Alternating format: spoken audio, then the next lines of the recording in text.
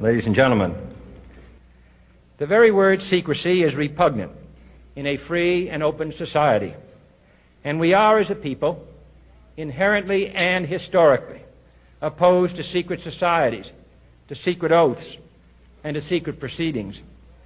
We decided long ago that the dangers of excessive and unwarranted concealment of pertinent facts far outweighed the dangers which are cited to justify it.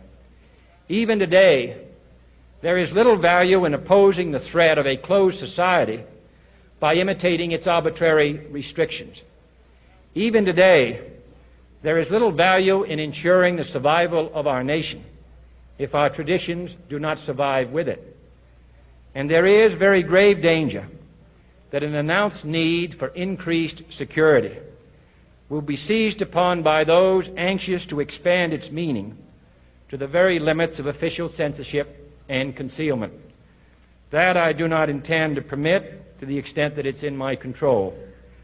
And no official of my administration, whether his rank is high or low, civilian or military, should interpret my words here tonight as an excuse to censor the news, to stifle dissent, to cover up our mistakes, or to withhold from the press and the public the facts they deserve to know.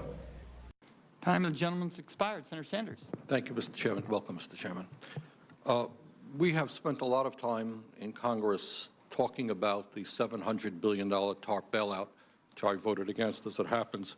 Not a whole lot has been talked about with regard to the $2.2 trillion that the Fed has lent out. Now, I find that absolutely extraordinary that I wrote you a letter and I said, hey, who'd you lend the money to?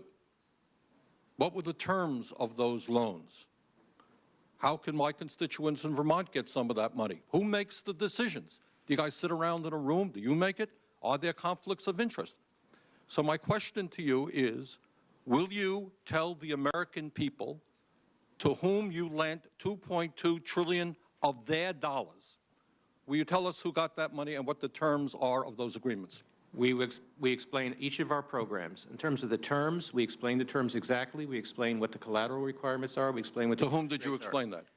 It's on our website. Yeah, okay. So all that information is available in our commercial paper program. And who got the money? Hundreds and hundreds of banks. Any bank or that has access to the U.S. Federal Reserve's discount. Will you tell us who they are? No, because the reason that is counterproductive and will destroy the value of the program is that banks will not come to the discount. Isn't that too bad? Sorry? In other words, isn't that too bad? They took the money, but they don't want to be public about the fact that they received it. We heard a whole lot about AIG. They're on the front pages. These are very now, I got banks and I have businesses in the state of Vermont who are in a lot of trouble. Not banks. Our banks, by the way, are doing pretty well. Now, how do these guys who are honest business people get it? Do you have to be a large, greedy, reckless financial institution to apply for these monies? There is no subsidy. There is no capital involved. There is no gift involved. It is a collateralized, short-term liquid loan that is both over-collateralized and is recourse to the company itself. We have never lost a penny doing it.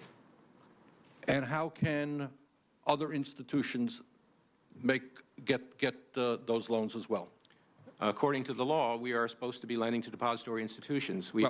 Let me just say this, Mr. Chairman. I have a hard time understanding how you have put $2.2 trillion at risk without making those names available, those institutions public. And we're going to introduce legislation today, by the way, to demand that you do that. It is unacceptable to me that that goes on.